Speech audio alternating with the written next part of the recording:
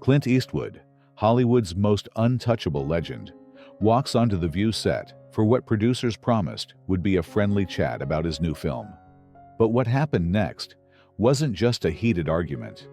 It was a calculated ambush that Whoopi Goldberg had been planning for weeks, and the secret recording from backstage reveals she had one goal: to destroy his reputation on live television. What starts as a routine morning show appearance turns into the most vicious attack on American values ever broadcast, leaving Clint with no choice but to deliver a knockout blow that silenced Whoopi forever and sent shockwaves through Hollywood's power structure. But here's what they didn't want you to see. The real reason Whoopi targeted Clint wasn't about his movies or his politics. It was personal revenge for something that happened 20 years ago, something so damaging that it could end careers. And when Clint walked off that stage, he didn't just leave. He exposed a secret that The View has been hiding from the public for decades. How did a simple promotional interview become the most explosive television moment of the year? And what did Clint whisper to Whoopi right before he left that made her face go white with terror? Let's get into it. If you're new here, smash that subscribe button and drop a comment with where you're watching from. Because what you're about to witness will change everything you thought you knew about Hollywood's morning television empire. Let's see who's ready for the truth. The View studio on this particular Tuesday morning isn't just buzzing with typical energy. There's something different in the air, something electric and dangerous. Behind the colorful Hot Topics table and cheerful lighting, a trap has been carefully set. 3 weeks earlier, Whoopi Goldberg sat in her dressing room, phone pressed to her ear, speaking in hushed tones to someone whose identity would shock you. "It's time," she whispered. "Get me everything on Eastwood from the 80s.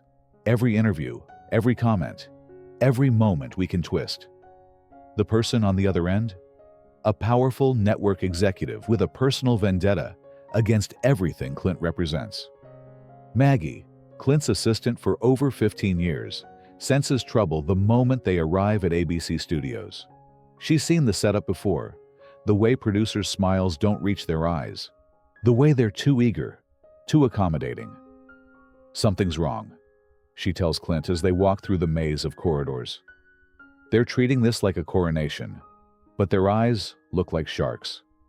Clint, dressed in his signature understated style, just nods. He's walked into hostile territory before, but this feels different. This feels personal. In The View's production offices, the real puppet masters are gathering. Not just the show's producers, but network suits who rarely show up for celebrity interviews. They've been waiting for this moment, this chance to take down Hollywood's last conservative icon on daytime television's biggest platform. The plan is elegant in its simplicity. Get him talking about values, then systematically destroy every principle he holds dear.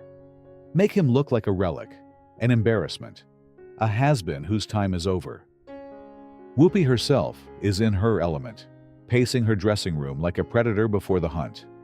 She's armed with prepared talking points designed to trigger him, loaded questions that have no right answers, and a secret weapon that goes back to a humiliating encounter 2 decades ago when Clint rejected her for a major film role.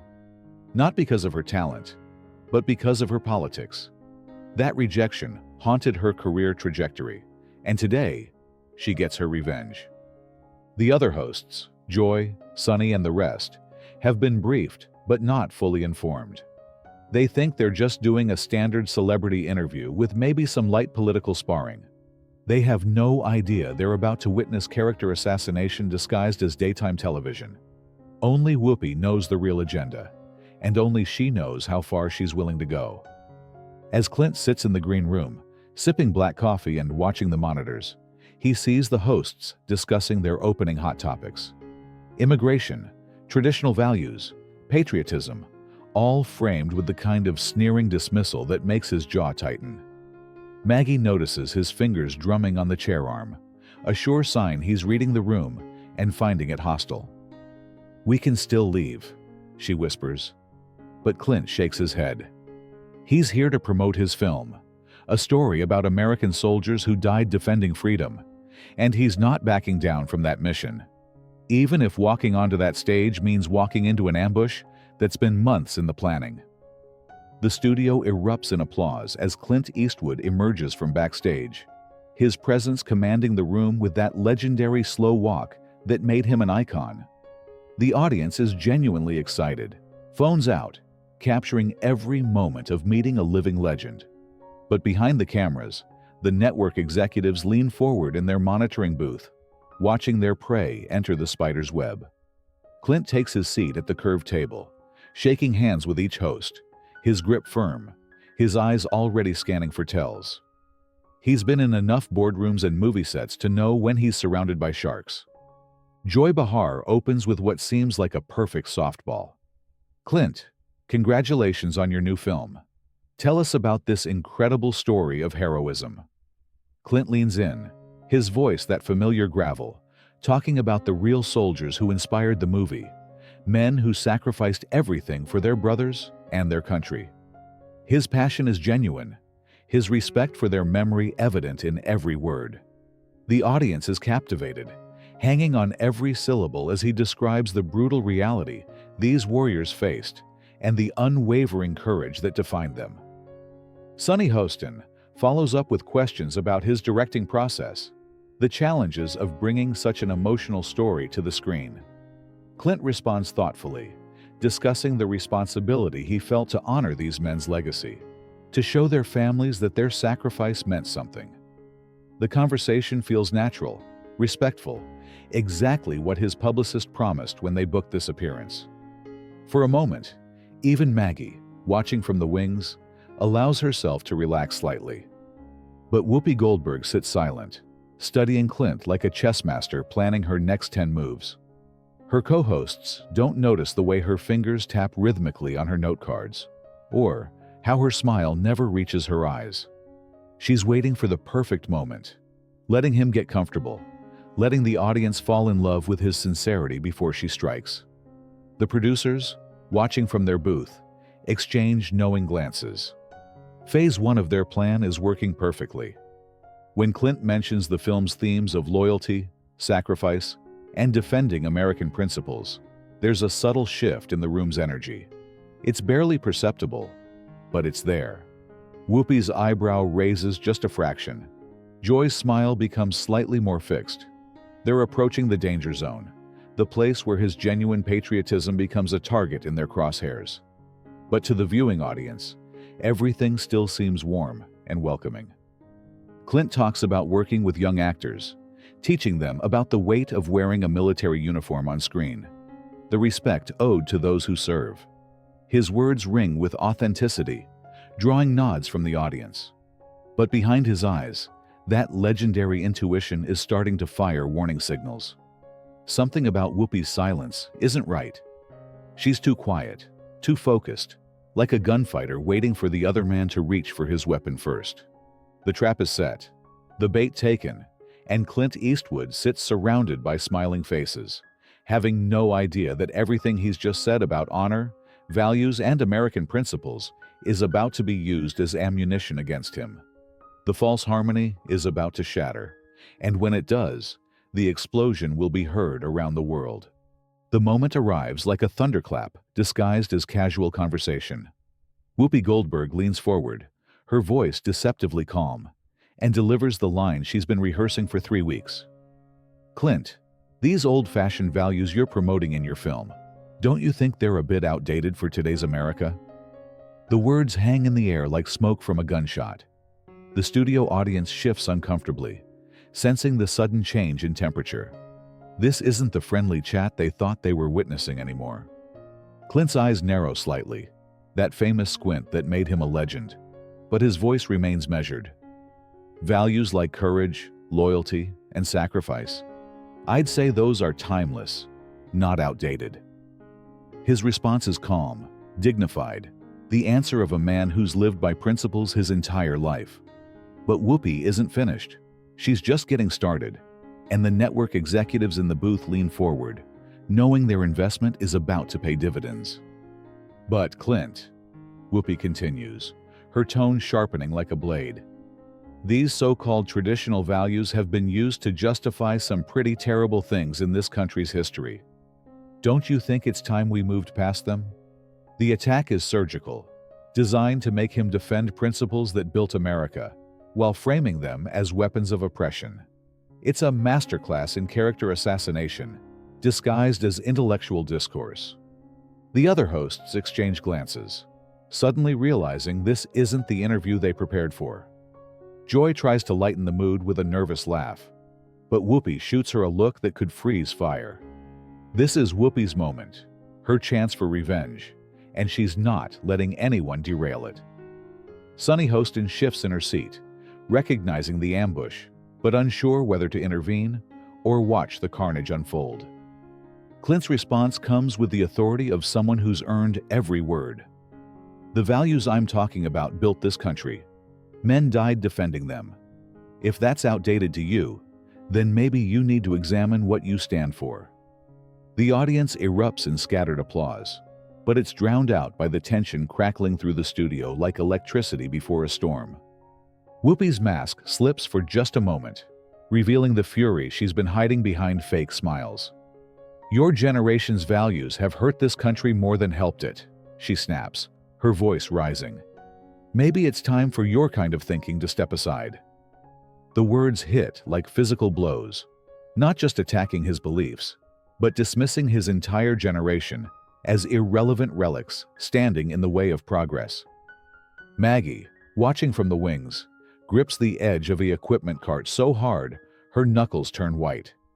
This is exactly what she feared, exactly what she warned the producers about. But they wanted this. They planned this. They're getting exactly what they paid for, and Clint is walking deeper into their carefully constructed trap with every principled response he gives. The studio audience is now fully divided, some applauding Whoopi's attack, while others gasp at her disrespect for a living legend. But Clint doesn't flinch. His voice drops to that dangerous quiet that anyone who's worked with him knows means the storm is about to break. Lady, I've lived by those values my whole life. They've never let me down. Can you say the same about yours? The gauntlet is thrown, the line is crossed, and there's no going back now. The studio transforms into a battlefield as Clint Eastwood's quiet challenge hangs in the air like the smell of gunpowder. Whoopi Goldberg's face flushes with rage, 20 years of buried resentment finally erupting to the surface. She leans across the table, abandoning all pretense of civilized discourse. Your movies have glorified violence for decades, Clint. You've made millions teaching people that might makes right, that shooting first and asking questions later is heroic. How is that building character? The attack is vicious, personal, designed to destroy not just his current film, but his entire legacy. She's weaponizing his most iconic roles against him, twisting tales of justice into stories of brutality. The network executives are practically salivating in their booth, watching their carefully orchestrated takedown reach its crescendo. But they've made one critical miscalculation. They assumed Clint Eastwood would crumble under pressure. They've never seen him when his back is against the wall. Clint's response comes like a thunderclap. Violence? Lady, I've spent my career showing the cost of violence, the weight of taking a life, the responsibility that comes with power. His voice carries the authority of someone who's actually been there, who served his country, who understands sacrifice beyond sound bites and social media outrage. Every character I've played has paid a price for the choices they made. That's called consequences, something your generation seems to have forgotten. The audience erupts, half cheering for Clint's defense, half booing his generational dig. Joy Behar tries desperately to regain control, suggesting they take a commercial break, but Whoopi waves her off with fury. This is her moment, her revenge, and she's not stopping until she destroys everything he represents. Your consequences. Your characters are judge, jury, and executioner. That's not justice, that's vigilantism. But Clint isn't finished. He leans forward, that legendary presence filling the studio, and delivers the line that will be quoted for decades. I've made movies about flawed men trying to do right in a broken world. You've spent your career attacking anyone who doesn't bow down to your political ideology. Tell me, who's really the villain here? The words hit like a knockout punch, stunning Whoopi into momentary silence while the audience goes wild. But she recovers quickly, her voice rising to a near shriek. Don't you dare lecture me about politics. Your outdated conservative worldview is exactly what's wrong with this country. You represent everything we need to move past. Sunny Hostin finally finds her voice, trying to moderate. Maybe we should focus on the film itself, rather than... But Clint cuts her off with a look that could melt steel. This isn't about the film anymore. This is about something much deeper, much more fundamental. This is about the soul of America itself. Conservative? Clint's voice drops to that dangerous whisper that makes seasoned actors tremble. I believe in hard work, personal responsibility, and treating people with respect until they prove they don't deserve it. If that's conservative, then guilty as charged. His eyes lock onto Whoopi's with laser intensity. But at least I don't tear people down for having different opinions. At least I don't use my platform to silence voices I disagree with. The accusation lands like a physical blow, and Whoopi knows exactly what he's referring to. The secret she's been hiding, the reason she really hates him, is about to be exposed in front of millions of viewers. Her face goes pale, then red with rage, as she realizes this legendary gunfighter has just called her bluff, and she's holding a losing hand. The moment of truth arrives like a slow-motion bullet. Whoopi Goldberg, her face a mask of barely controlled fury, realizes that Clint Eastwood knows her deepest secret and is about to expose 20 years of carefully buried shame. But instead of backing down, she doubles down with the desperation of someone who has nothing left to lose. You think you can intimidate me with your tough guy act? Those days are over, old man. Nobody cares about your outdated masculinity anymore. The studio gasps collectively at the raw disrespect, but Clint doesn't even blink. He's been called worse things by better people, and he's seen this play before. Slowly, deliberately, he rises from his chair, his full height and presence commanding the entire studio. The cameras zoom in, capturing every micro-expression as Hollywood's last legend prepares to deliver judgment. You want to know what real strength looks like? Clint's voice is quiet, controlled, but it carries to every corner of the studio like thunder rolling across mountains. It's not tearing people down to build yourself up. It's not using your platform to silence dissent. And it's sure as hell not holding grudges for 20 years because someone didn't give you a job you weren't right for. The words hit Whoopi like a physical blow, her eyes widening in shock as he reveals the true source of her hatred. The secret recording backstage captured her plotting this revenge, but now the whole world understands why. She wasn't rejected because of her politics or her personality. She was rejected because she wasn't right for the role. And she spent 2 decades turning that professional disappointment into personal vendetta. Joy Behar frantically signals for a commercial break, but the director in the booth knows television gold when he sees it. The ratings are spiking through the roof as America watches a masterclass in dignity under fire. Sunny Hostin sits frozen, realizing she's witnessing the destruction of her co-host's credibility in real time. Clint turns to face the audience, his voice carrying the weight of 8 decades of hard-earned wisdom. I came here to talk about brave men who died for this country's freedom. Instead, I find myself surrounded by people who want to tear down everything those men fought for. His eyes sweep across the hosts, the producers, the entire apparatus of modern media manipulation. I won't be part of this circus anymore. Whoopi makes one final, desperate attempt to salvage her reputation. You can't just walk away when someone challenges your privilege. But Clint's response silences her forever, delivered with the precision of a master craftsman. He leans close enough that only she can hear, and whispers something that makes her face drain of all color, her mouth opening in shocked silence. What did he whisper? The same thing he told her 20 years ago when she auditioned for his film. The truth she's been running from ever since. The problem isn't that you're not talented enough. The problem is, you're not strong enough to handle rejection with grace. The words that broke her then, and break her again now. Without another word, Clint Eastwood walks off the View stage, his stride measured and confident, leaving behind a studio in chaos and a host whose carefully constructed image lies in ruins. Maggie meets him at the edge of the set, her smile fierce with pride. They don't run. They don't rush. They walk out like royalty, leaving a peasant's court, their dignity intact while behind them, the View crumbles into damage control mode. The last image America sees is Whoopi Goldberg, sitting alone at that curved table, her face a mask of humiliation as the weight of her own petty revenge destroys everything she worked to build. The hunter has become the hunted, and Clint Eastwood has just reminded the world why legends never really die. The View studio sits in stunned silence for exactly 7 seconds after Clint Eastwood's exit. 7 seconds that feel like an eternity, as the full weight of what just happened settles over everyone. Then chaos erupts.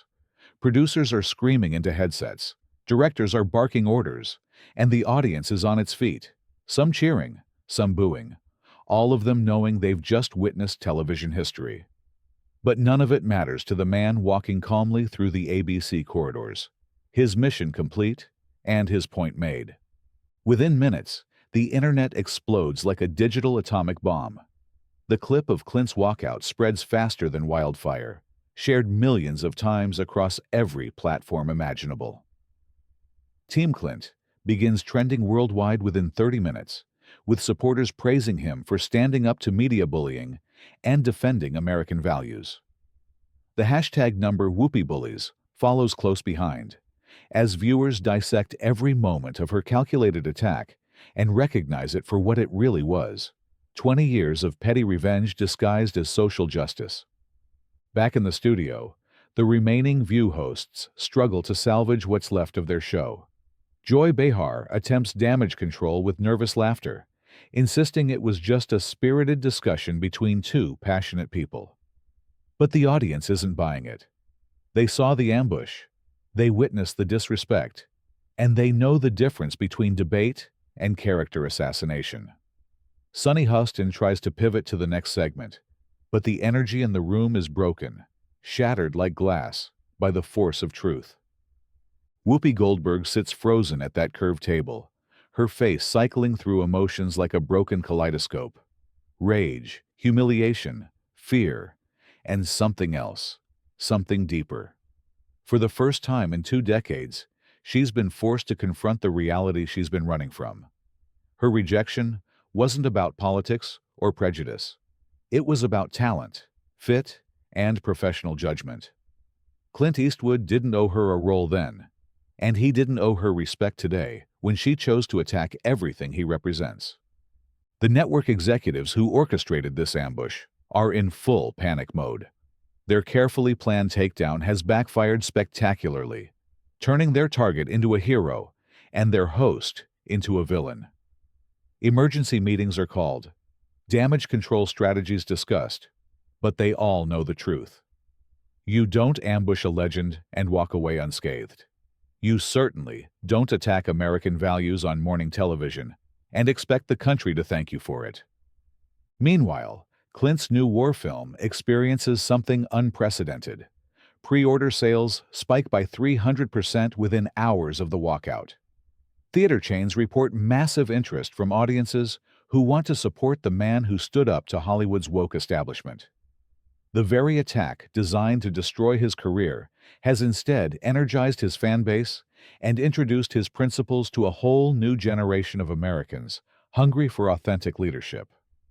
The secret recording from backstage, the one that captured Whoopi's vengeful plotting, mysteriously leaks to conservative media outlets by evening.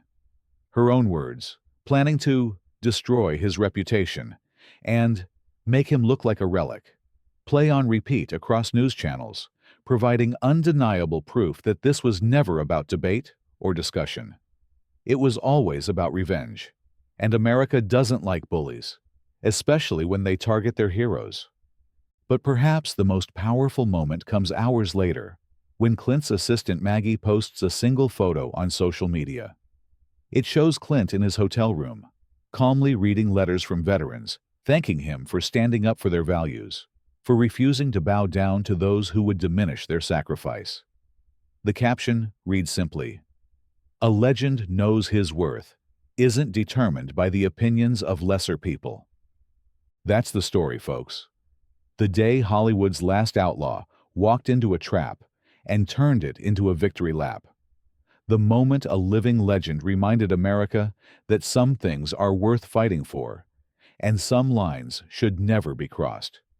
Hit that subscribe button if you believe in standing your ground when bullies attack your values. Drop a comment below and tell me where you're watching from, whether it's New York, Texas, or anywhere in between. Was Clint right to expose Whoopi's 20-year vendetta? Or should he have taken the high road? Share this video with everyone who needs to remember that dignity and principle will always triumph over pettiness and revenge. I'll see you in the next one, where we dive deep into the stories they don't want you to know. Stay strong, stay principled, and remember that legends never really die. They just remind cowards what courage looks like.